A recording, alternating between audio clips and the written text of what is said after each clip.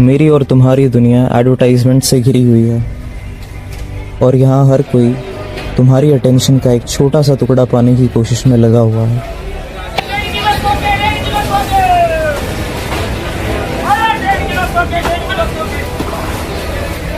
लेकिन आज इस डिजिटल दुनिया में मेरा और तुम्हारा पर्सनल डेटा भी किसी नए ईंधन से कम नहीं है। लेकिन इससे भी ज़्यादा कोई स्कार्स रिसोर्स है तो वो है तुम्हारी अटेंशन।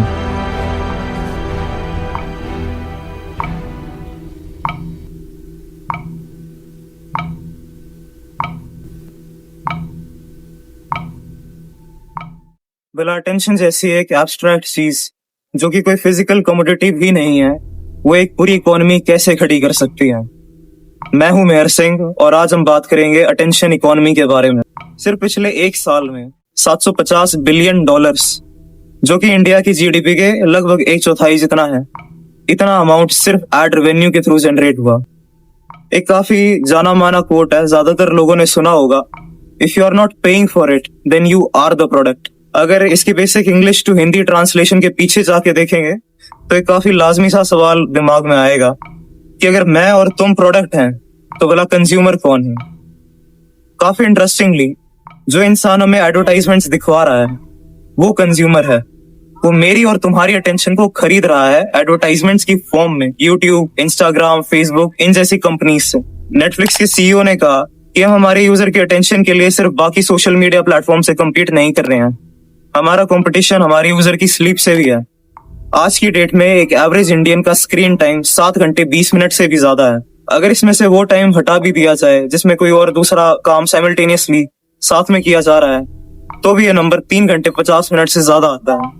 अभी कईयों के दिमाग में ये बात आएगी कि दिन के 24 घंटों में से अगर 2-3 घंटे अपनी एंजॉयमेंट के लिए, अपने एंटरटेनमेंट के लिए, अपनी खुशी के लिए अगर एक स्क्रीन को स्क्रॉल कर भी लिया तो क्या बड़ी बात होगी। जरा आपके टाइम की वैल्यू को समझ के देखते हैं। मैं आज 18 साल 4 महीने का हूँ। इंडिया के अंदर एवरेज लाइफ एक्सपेक्टेंसी 72 साल है। लगभग मान लेते हैं मेरे पास 52 साल है जीने के लिए। 52 साल यानी कि 624 महीने। सुनने में लगेगा कि 624 महीने तो बहुत ज्यादा है। जरा समझ के देखते हैं, इन 624 महीने में से 182 महीने सिर्फ सोते हुए चले जाएंगे 7 घंटे पर डे की एवरेज पे। क्लासेस अटेंड करना, स्कूल अटेंड करना, कॉलेज अटेंड करना, आगे चल के अपना प्रोफेशनल वर्क करना, एक काफी मॉडेस्ट एवरेज पे 139 महीने इस सब में गए। घर के काम, हाउस होल्ड चोर्स या मीनिंगलेस एरंड्स जिसे कहते हैं, सीरियस इलनेसेस की वजह से और कोई भी व्हीकल ड्राइव करते हुए आपकी लाइफ के 45, 13 और 12 महीने इन सारी एक्टिविटीज में चले जाएंगे। अगर हम मान लेते हैं कि रफली इतना ही टाइम इन सारी एक्टिविटीज में जाता है, जो कि काफी ऑप्टिमिस्टिक बात है, और इसके अलावा रफली कोई भी टाइम नहीं जाता है, तो भी आपकी लाइफ के जो 624 महीने थे, अब उनमें से सिर्फ 211 महीने बचे हैं। ये वो 211 महीने होते हैं जहाँ पे लाइफ को असलियत में जिया जाता है। अपने लव्ड वंस के साथ टाइम स्पेंड करना, दोस्तों के साथ हॉबीज को परस्यू करना, पैशंस को फॉलो करना, दुनिया को ट्रैवल करना, ये सारी जो एक्टिविटीज हैं ये इन 211 महीनों में करी जाती हैं। अब कैसा लगेगा अगर पता चले कि जिस टाइम में लाइफ को असलियत में जीना था उसमें से 50% से भी ज्यादा टाइम, 112 महीने से भी ज्यादा एक स्क्रीन को स्क्रॉल करते हुए चला गया। अगर डेली बेसिस पे सिर्फ 3 घंटे के आसपास की एवरेज पे फोन को स्क्रॉल किया जाए तो स्नैपचैट ने स्ट्रीक्स का कंसेप्ट इंट्रोड्यूस करा। नेटफ्लिक्स हमेशा ऑटो प्ले के बटन को इनेबल रखता है। फेसबुक आपको एक भड़काऊ फीड दिखाता है ताकि यूजर ज्यादा टाइम तक प्लेटफॉर्म पे बना रहे। अगर आपको अपने टाइम की वैल्यू अभी भी नहीं समझ आई होगी तो एक दिहाड़ी के मजदूर का एग्जाम्पल लेते हैं। मजदूर का नाम है बाबूलाल। बाबूलाल महीने में 220 घंटे काम करता है, जिसकी उसे 16,000 रुपए की दिहाड़ी मिलती है।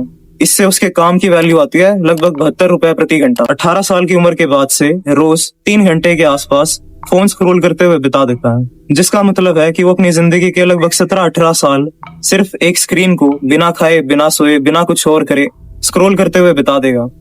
72 रुपए प्रति घंटे की जो उसकी हमने काम की वैल्यू निकाली, उसको देखते हुए भी बाबूलाल 52 लाख रुपए, हाँ एक दिहाड़ी का मजदूर 50 लाख रुपए से ज्यादा वैल्यू के अपने टाइम को एक स्क्रीन को स्क्रॉल करते हुए बिता देगा।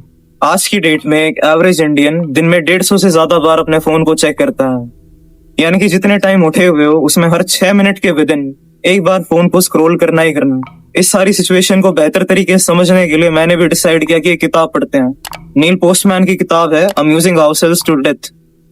किताब वैसे काफी बढ़िया थी, लेकिन मेरे लिए जो इसकी हाईलाइट थी वो एक कंपैरिजन था कंपैरिजन था दो ऑथर्स के बीच में। एक ऑथर था जॉर्ज ऑरवेल और दूसरा ऑथर था एल्डस ह्यूक्सले। ऑरवेल ने एक काफी फेमस किताब लिखी 1984। किताब का नाम 1984 है, लेकिन ये लिखी गई थी लगभग 1940 के आसपास। और इससे भी पहले एल्डस ह्यूक्सले ने किताब लिखी थी द ब्रेव न्यू वर्ल्ड। इन दोनों किताबों ने एक डिस्टोपियन फ्यूचर की कल्पना करी। दोनों ऑथर्स दो डिफरेंट स्कूल्स ऑफ थॉट को रिप्रेजेंट करते हैं। ऑरवेल का मानना था कि किताबों को बैन कर दिया जाएगा और इन्फॉर्मेशन को हम तक पहुंचने ही नहीं दिया जाएगा। ह्यूक्सले का मानना था कि किताबों को बैन करने की कोई जरूरत ही नहीं होगी, क्योंकि किताबों को पढ़ने वाला ही कोई नहीं होगा और इतनी सारी मिस इन्फॉर्मेशन को डंप किया जाएगा कि सच तक पहुंचना एक नॉर्मल इंसान के लिए लगभग नामुमकिन हो जाए। काफी इंटरेस्टिंगली लगभग 100 साल पहले किताबें लिखी गई थी, लेकिन जो हमारी आज की दुनिया है इन दोनों किताबों का, इन दोनों स्कूल्स ऑफ थॉट का एक मिक्स है। ऑरवेल ने अपनी बुक में एक एंटिटी को इन्विजन किया था। एंटिटी का नाम था द बिग ब्रदर। तो जो द बिग ब्रदर होता है वो एक ऑल सीइंग आई है जो कि सारे सिविलियंस के ऊपर एक नजर रखती है। हर सिविलियन कॉन्स्टेंटली सर्विलेंस के अंडर रहता है। जैसे ह्यूक्सले को डर था कि किताबों को पढ़ने वाले लोग खत्म हो जाएंगे, वैसे ही आज है सिर्फ पिछले 2 डेकेड्स के अंदर एक इंसान का अटेंशन स्पैन 25% से भी ज्यादा गिर चुका है। आज मीडिया हाउसेस क्या दिखाते हैं क्या नहीं दिखाते हैं, ये पूरी तरह कुछ क्रोनी कैपिटलिस्ट के हाथ में। आज की डेट में मेरा और तुम्हारा जितना भी पर्सनल डेटा है वो सारा का सारा डेटा गूगल जैसी कंपनीज, थर्ड पार्टी ब्रोकर्स, जैसे एक कंपनी है नाम सुना होगा, ओरेकल नाम है, इन जैसी कंपनीज को बेच दिया जाता है। ये कंपनीज इस पर्सनल डेटा को गवर्नमेंट को, लॉ एनफोर्समेंट एजेंसीज को, बैंक्स को, क्रेडिट स्कोरिंग एजेंसीज को, इंश्योरेंस कंपनीज को, इवन पॉलिटिकल पार्टीज को बेच देती हैं। सारी इंफॉर्मेशन जो आपके बारे में जुटाई जा सकती है, आपका कर्सर कहाँ कहाँ पे दौड़ा, आप किस डिवाइस को यूज कर रहे हो, उसका मॉडल क्या है, आपका आईपी एड्रेस क्या है, आपने किन किन प्लेसेस को विजिट करा, यहाँ तक कि आपका हेल्थ डेटा बेच दिया जाता है। लगभग 1500 साल पहले रोम में एक पोइट था, उसने एक कोट दिया था, give them bread and circus and they will never revolt. Ambani आपको चैरिटी में फ्री का आईपीएल नहीं दिखाता है। चाहे आज की डेट में कितना ही मुश्किल क्यों ना लगे, लेकिन ये मेरे और तुम्हारे हाथ में है कि जो 211 महीने हैं जहाँ पे लाइफ को असलियत में जिया जाता है, उन्हें कैसे स्पेंड करना है।